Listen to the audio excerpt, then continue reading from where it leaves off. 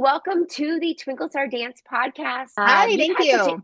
Yes, we're so happy to have you. You look beautiful today. You've had such a unique path from competition studio owner to running a recreational center dance program to now owning a Twinkle Star Dance Academy franchise. Can you walk us through that transition and what inspired each stage of that journey? Sure, be happy to. So I acquired studio ownership at a very young age, right out of high school, actually. So I was balancing college. I stayed in my community, went to college in my community, and studio ownership. I was set to go off to college and dance and all ready for that. And then this opportunity fell in my lap and it just felt really right. That was my end goal, anyways. So I jumped in a little young, had very supportive parents to help me along the way. After a few years, we were doing really well, and I became very interested in training. I built like those really close relationships with my students.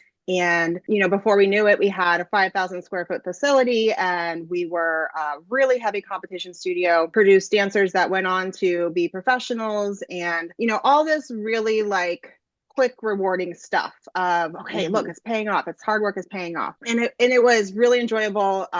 Anyone who lives that kind of studio life knows that you're often there for 12 hours a day, sometimes 7 days a week. When you're young, for me, it was like, well, this is what I love. So sure, I'll spend all my time here. Then I became a mom, got married, became a mom, had my first child, and he was a great studio baby. He, bring his pack and play, bring his blanket and toys. He was happy. So I was able to keep it up for some time then. Then I got pregnant with my daughter, had my second one. And for anyone that's brought their second one into the world, that's a whole new ballgame. She was not the easiest studio baby. I did have a lot of support, but right when I was ready to deliver her, I thought, is this the kind of culture I want to bring my daughter into? We all assume that our children will dance. My son, I wasn't so sure. My daughter, I was very hopeful. I kind of really just took some time to reflect and thought, I think I want a more well-rounded, nurturing environment for her.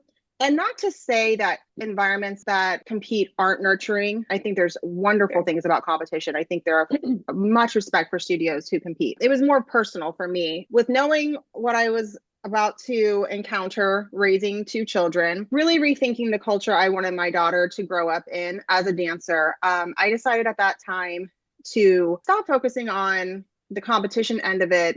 And we moved into a rec center. Our lease was up.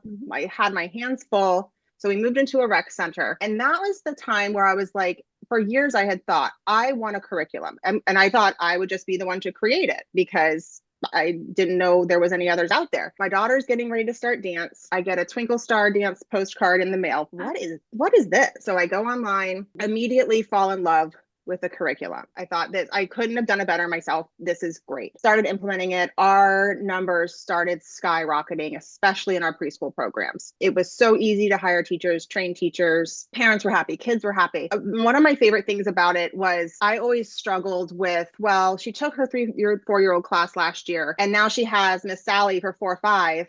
And she's learning what she already learned in her 3-4 class. There was no question about the progression of my dancers, and everybody would be on the same page no matter what teacher they had. So yeah, I quickly fell in love with it. It was doing really well. Fast forward to 2020, we all have our strides and struggles and pain points from that year and those couple years. The rec center we were in, it was difficult to stay really in business because I was at the mercy of the city, whether we were open, closed, during those times. That's kind of when I was like, well, I might be ready to go back to having my own place where I can kind of call the shots a little more. My kids were not babies anymore, still young, still a lot, but I was already thinking like, all right, I'm ready to expand again and have my own place. And around the same time, this franchise opportunity popped up. I thought, where has this been all my life? I was so excited. I immediately called my mom. I'm like, come look at this presentation. Look at this.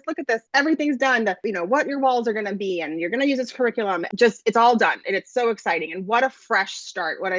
That's what I needed. And I think any studio owner who made it on the other side of COVID, congratulations. That in itself will be like, put it on my tombstone.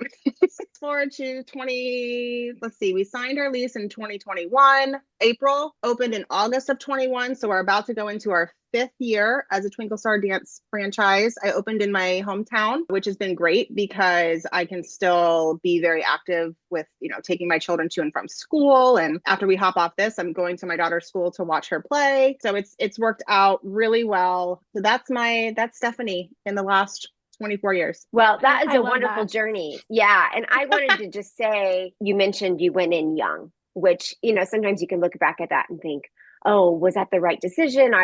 Should I have done all these other things? But I love that you did it young. I opened my studio at 26, and I think that's young now when I think about It some is. Mm-hmm. of the younger 20s it's taking a little bit longer and they're going off and doing fun things. And I'm like, wow, at 26, I had a baby and I was running a dance studio. And once you do that, we know what that is, right? There's not a lot of yes, we do. Mm-hmm. There's not a lot of freedom. There's a lot of, the minute you open your studio, that is it. You have to make sure it works. But I do want to say that, I know initially, you started training the dancers and maybe the culture became something that you didn't want to continue. But those dancers that you did train and the dancers that you impacted, that's a legacy that you still have. So as you get older, you start to see things from a little bit of a higher view. It's all worth it. And it all is amazing. And congratulations. And thank you for contributing to these young people that are probably now in their 20s, or I don't know how old they are Some now, are but even I'm in sure their 30s. yeah, I'm sure they think back and think about Miss Stephanie and the impact that you had on their life. So for every stage, as I'm listening to this, for every stage, I think it's wonderful. And even though there's a change, it doesn't mean it was bad. It just means it's your time. It's time to move to a new place. What has been some of the biggest mindset shifts that you've experienced from the competitive dance world to the recreational model? So we talked a little bit about logistics or process, and now you're in the franchise. So we were sort of going from competitive to recreational and then now into the franchise, and we can go more into that in detail, but there's probably a different mindset. So if you want to share a little bit about that. It is. And I'll start by saying your curriculum really helps support the mindset of myself as a director, my staff, and passing it on to my students. I'd say the shift for me was I can be much more in the moment with these dancers. I'm not so focused on what it's going to look like on stage. How is it going to land? Of course, I still care about those things, and that's very important, but that just is going to happen naturally with me teaching. So being more understanding of the child as a whole and having the time to be like, oh, well, they had a bad day at school today. And, maybe I'm not going to push them too hard today. The other thing is, I feel like it's just much more, this might not be a mindset, or I might not be able to find the right word, but welcoming and opening to the community. So my mindset kind of shifted as, who can I pick to make the perfect studio to let's all come and have a great time sharing something that I love to do. And it's contagious. I think you kind of were hinting at that a little bit. And then one of the things that I noticed when you were talking about your mindset shift was, instead of focusing on the content of like what you're doing in class, how it's going to land on stage,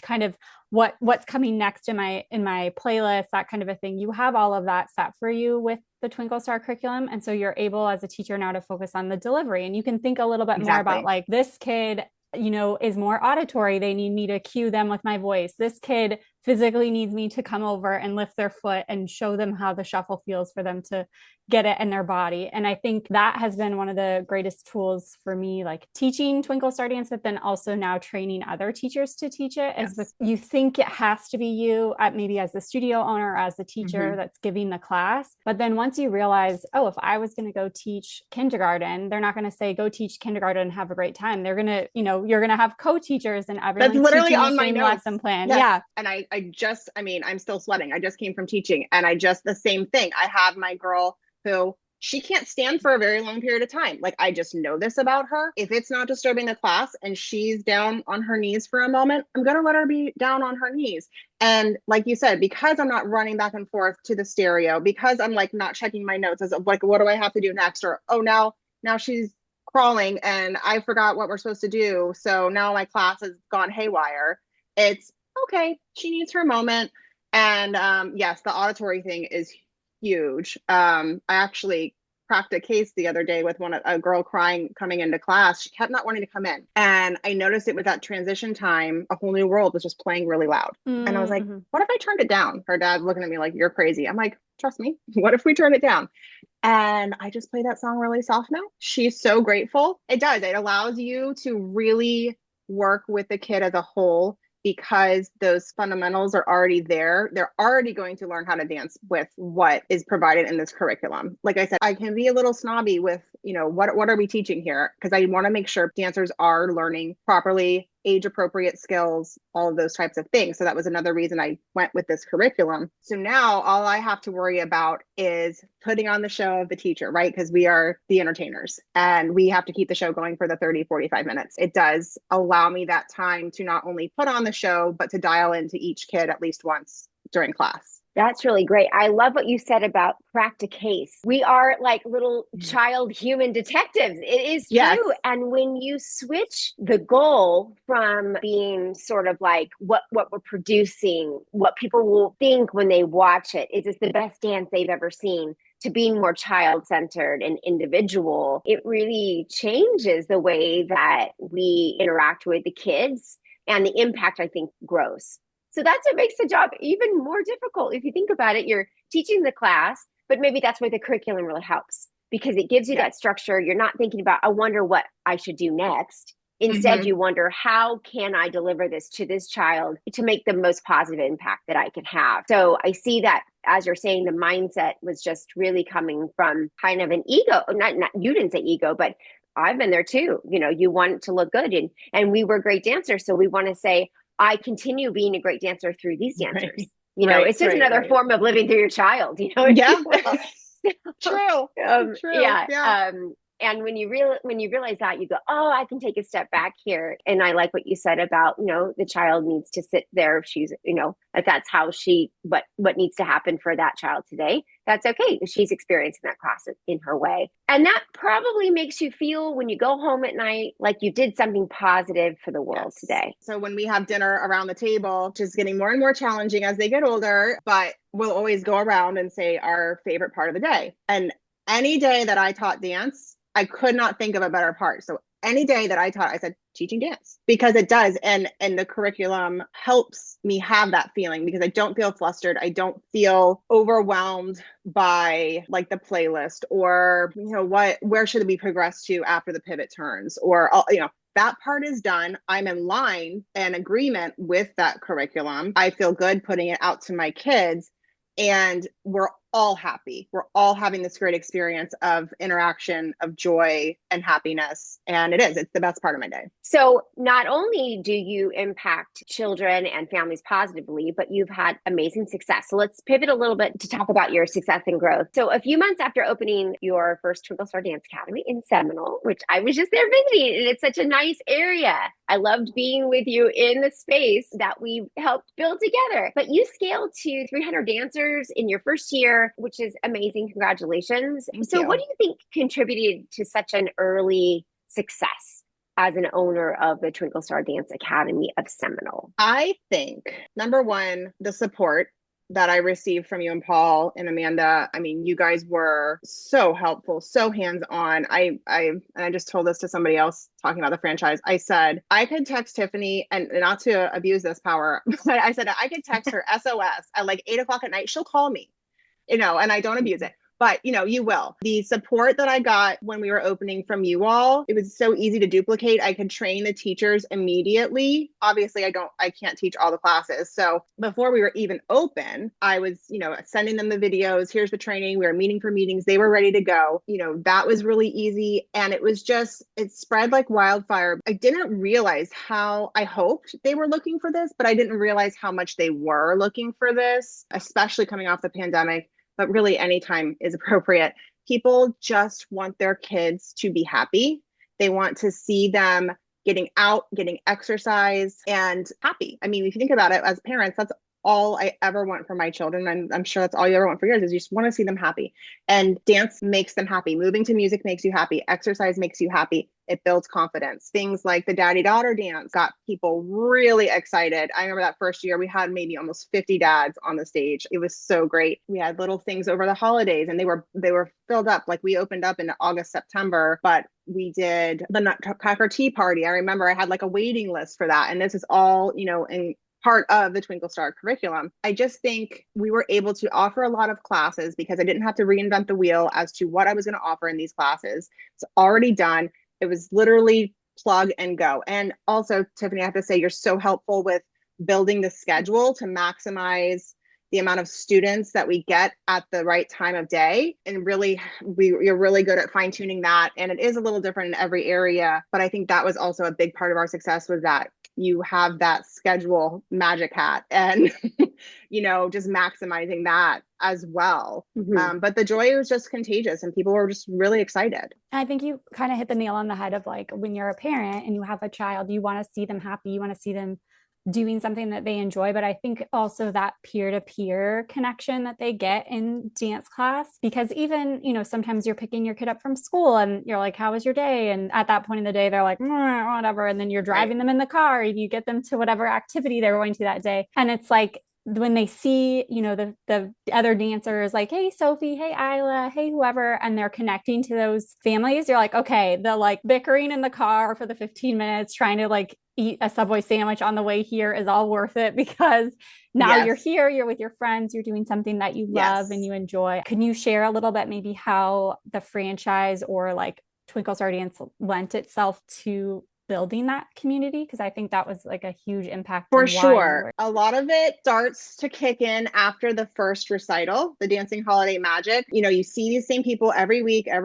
You might know these kids from school, you might not. You see the parents, and then you see your kids perform on stage together. Everyone in the family is there, especially if you do the daddy-daughter dance. You've got grandmas and everybody there because they want to see their son and their grandchild dance. It was really after that first show that we did, it brought so many people from the community to the show. It really sped up from there. And I would also say, like the little camps we have, kind of like the Nutcracker Tea Party and the book Storytime with Twinkle Bear, just those little extras make them feel really part of things and give them something to look forward to. I think what it is really a sense of belonging to the community, to the studio itself, and being proud to belong to something outside of just, your school or anything like that. Just, like really there's pride. Yeah. And I think that's something, even more so over the last 5 years, I think people, we're so connected online, which is great. Like we can talk to you right now while we're all together doing this interview in different places, but at the same time, we're disconnected in person. And I remember reading something about like, it's those little moments of like, you walk into the studio and the person sitting at the front desk or the teacher that's there greets you. Hi, Stefanie, how was your day? Or hi, Sloan, how was your day? Those little touch points are almost more impactful than like your closest relationship at home or that kind of a thing. So I think when you have the opportunity in your studio to be able to have those touch points with people when they're walking in the door or leaving or, changing shoes between class, or like you're saying at recital, when grandmas and grandpas and aunts and uncles and friends and family are all coming together, your people are saying hi and welcoming each other. I think that feeling of belonging and then the savoring of that and like you're saying, bringing them back into the studio for community events and other things just kind of perpetuates that. And I think you were able to build on that and continue, growing and things like that. Owning a studio, there's ebbs and flows, right? There's seasons. And I know I don't have as much experience owning a studio just yet, but I've noticed in life, like you're saying at the beginning, there's, the time where you really want to train dancers and do that portion. And then maybe it now is like, I just want great, happy human beings part of my studio. Can you just share a little bit about navigating kind of those ebbs and flows or those different seasons and in the studio or in your personal life? For sure. So I think, what it gets down to is you have to be careful not to be working out of someone else's dream or someone else's idea of what your studio should be. I think a lot of us are people pleasers. A lot of us can easily morph and melt into what we think people want rather than, well, why did I start this in the first place? And then like day after day, it's like, what's happened here?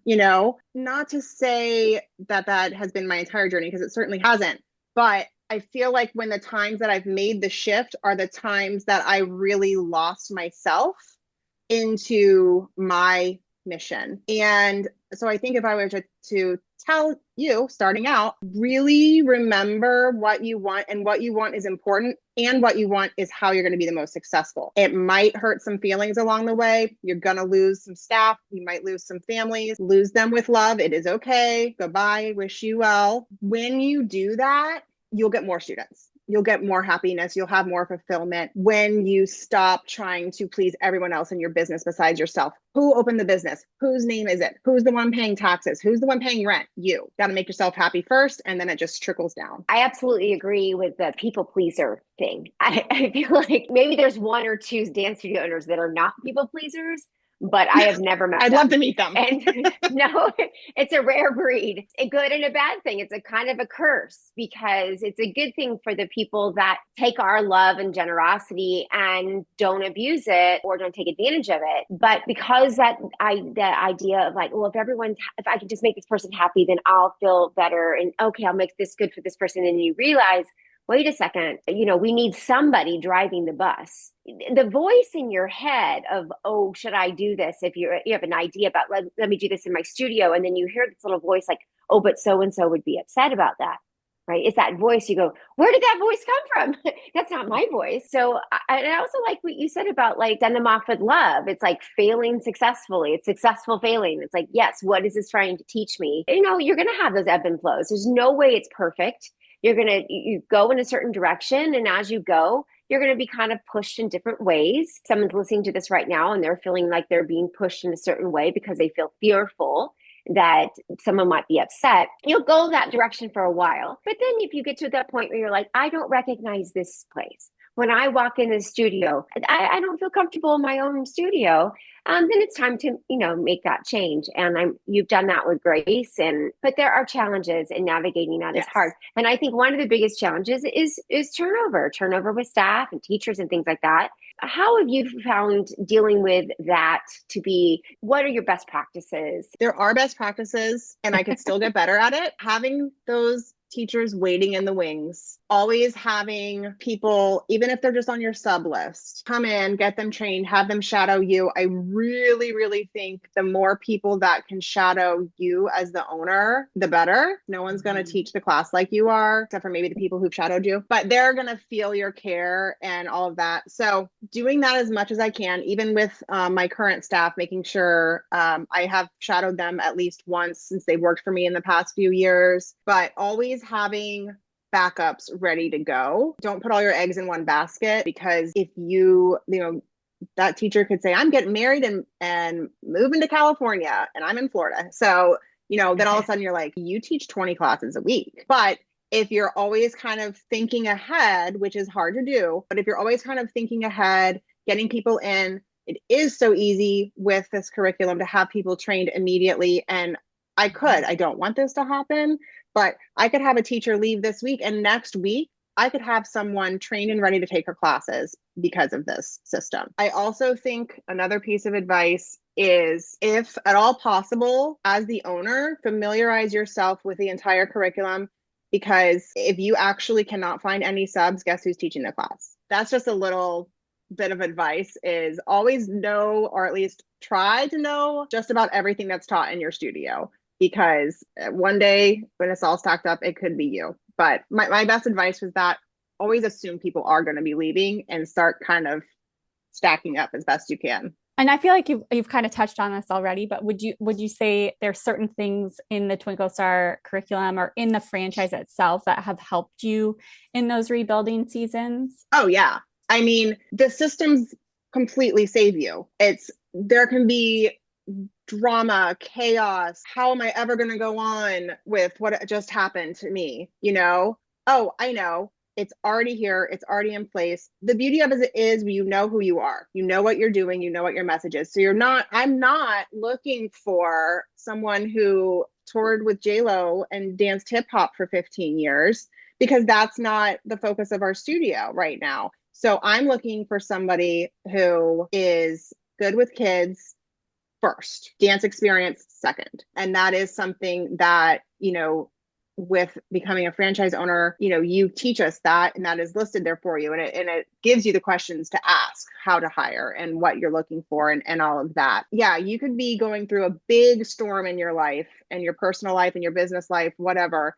And, maybe it's like, oh, I don't have motivation to teach today. Oh, well, it's right here for me. All I have to do is press play and face on the smile. And I think also I would say the name in itself, it's a nationally known name. If you look up Susie's School of Dance, I don't really know what you're going to find.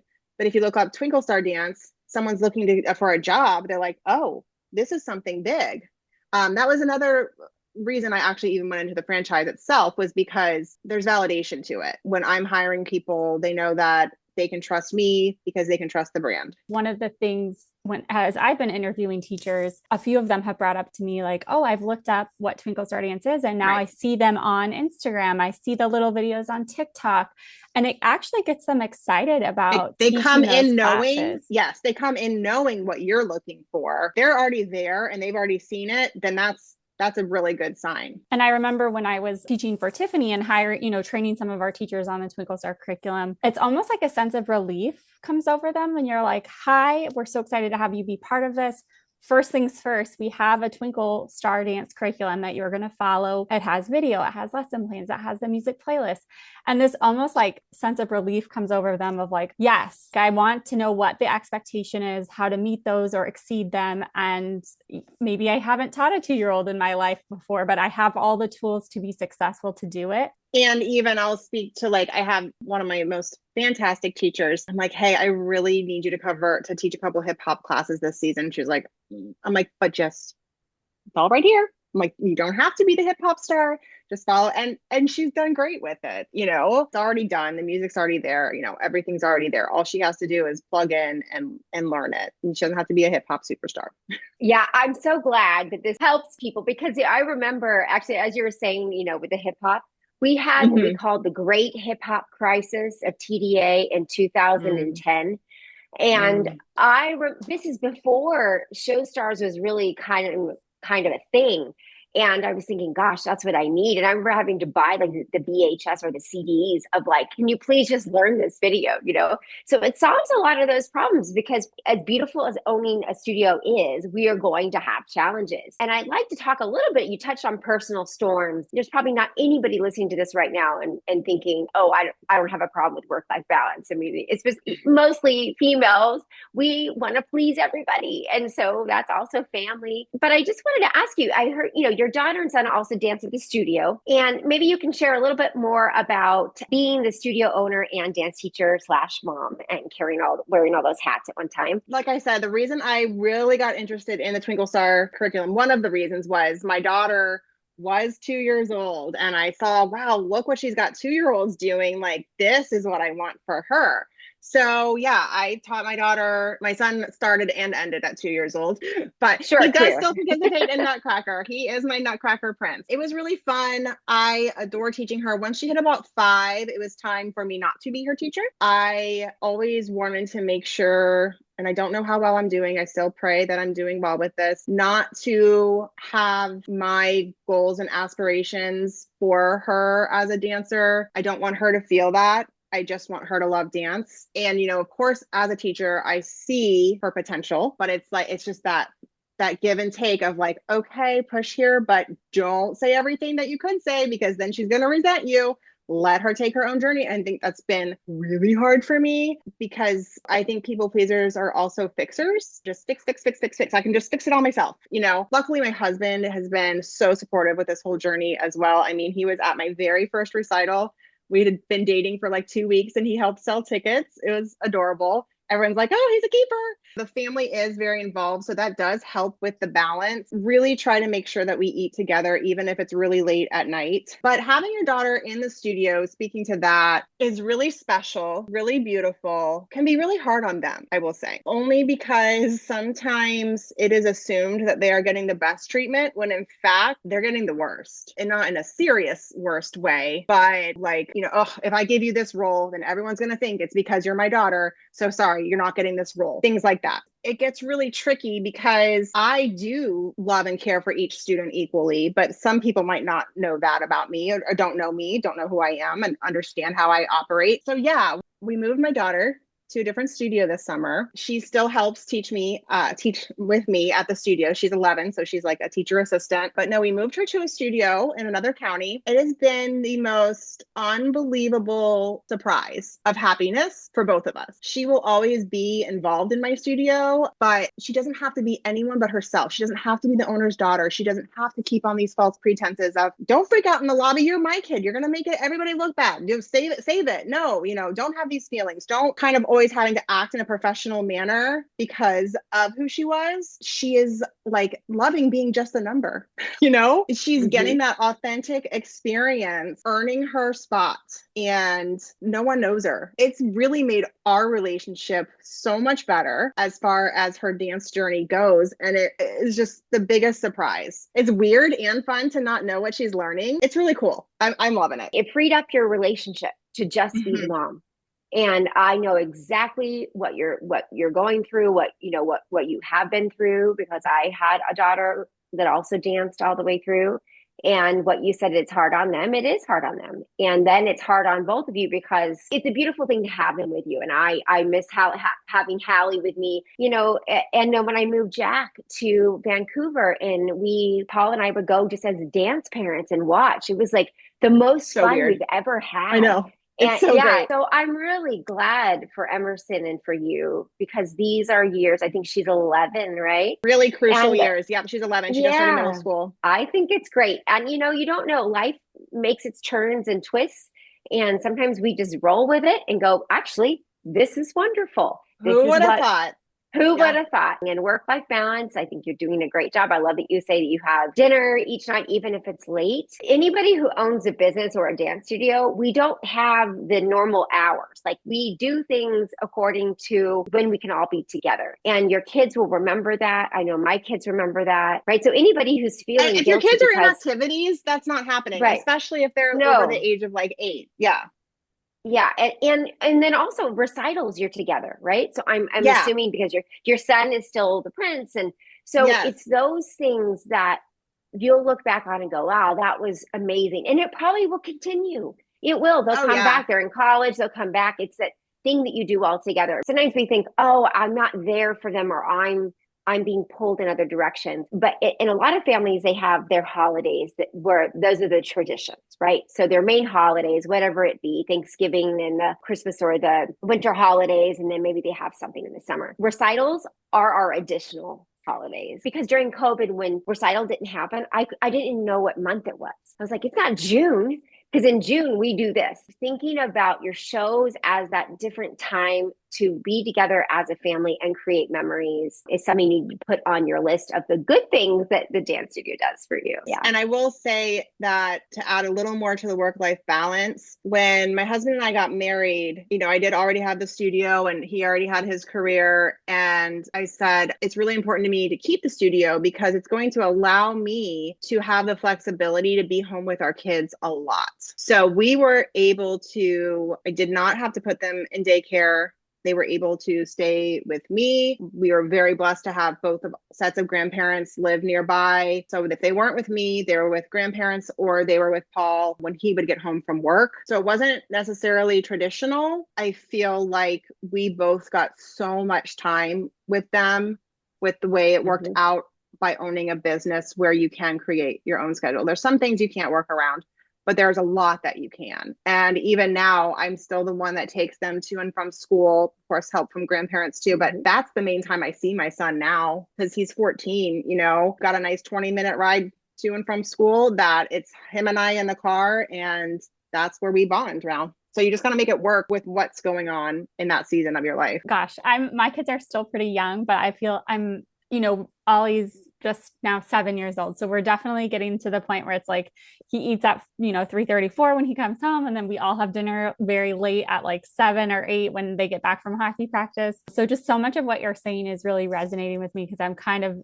following both of your footsteps behind you. But I want to pivot a little bit. What for people that are maybe considering implementing Twinkle Star Dance into their studio or even the franchise option, you've you made a lot of really positive points about why owning your own business has enabled you to create the life that you want. So do you have any advice that you would share with it, maybe a studio owner considering Twinkle Star Dance, or even just a mom considering, yes, I want to own my own business, and, buy Twinkle Star Dance Academy? Yes, all of it. So curriculum, if you don't have it, what are you doing? It is wholesome, it's age appropriate, progresses in a very natural, appropriate way. It helps you scale your business. And also, I don't know if people listening realize this, you can also they have recitals. They have full recitals for you. And you still, I know, the creative side of you is thinking, well, I want to put on my own recital. You can still enter all that stuff in the outline that's created for you. I have nothing but amazing things and high recommendations to say about that after seeing, my daughter grow up through the Twinkle Star and Show Stars, and, the ability that she has now is highly attributed to that Twinkle Star method. As far as the business, I say go for it. And here's why. You're backed by a national brand. You're not going down the street and opening up Stefanie's Dance Center. Who the heck's Stefanie? So if you're looking at going into opening a studio, I definitely think going this franchise route with Twinkle Star Dance is a much safer way to go. Once again, we talked about those personal storms, and we talked about all of that. I had Twinkle Star Dance to pull me through the storm. I wasn't out here alone like, oh my gosh, should I just close my doors? This is too hard. So it's the support. You are still your own boss. It is your franchise. It is your place. But there's so much support that will get you through. Tiffany and I were talking the other day. It's like a marriage, good times and bad, which are important. It's there. It is there through all of it. And you're not out here fighting for your life alone. Anyone, even if you don't already own a dance studio, if you're just looking to open a business because you want to create financial freedom for your family, you want to leave a legacy behind, something, I love to think that maybe my children would want to be involved in these franchises as they get older in any aspect. I'd love to eventually retire my husband from his job after, opening more franchises, and he doesn't have to deal with that stressful job that he goes to every day, because this is so much more fun. I would say highly consider it, go for it. The support is there. The model is there. The ability to scale it to what you want it to be is all there. And these are things that I've learned the hard way for just throwing spaghetti at the wall and seeing if it sticks over the past 20 years. I love that kids coming back to help. I'm in that season of my life. Sometimes you think, oh man, that was the best of times. Like when your kids are growing up and I wish they were little again. And I really miss that. We don't get the chance to do it again. But now I'm in Act 2 where Jack is back teaching and Hallie is potentially coming back next year. And it's as wonderful as the first act. So I really do hope for that for you and other studio owners that might be thinking about like, what is this all worth? And in the end, maybe that legacy is a family business. Stefanie, thank you so much for sharing your story and insight with us. You're always such a beautiful light. Thank you. Where can listeners connect with the Twinkle Star Dance Academy of Seminole online or on social media, or get in touch with you? Online, it's TSDA Seminole is our Instagram. Our website is twinklestardancers.com/Seminole. My email is Stefanie with an F at twinklestardance.com. Or I'm also on Instagram, Stefanie L. Valentine. Just remember the Stefanies with an F. Wonderful. Thank you, Stefanie. Thank you. It was a pleasure being with you. Love you guys.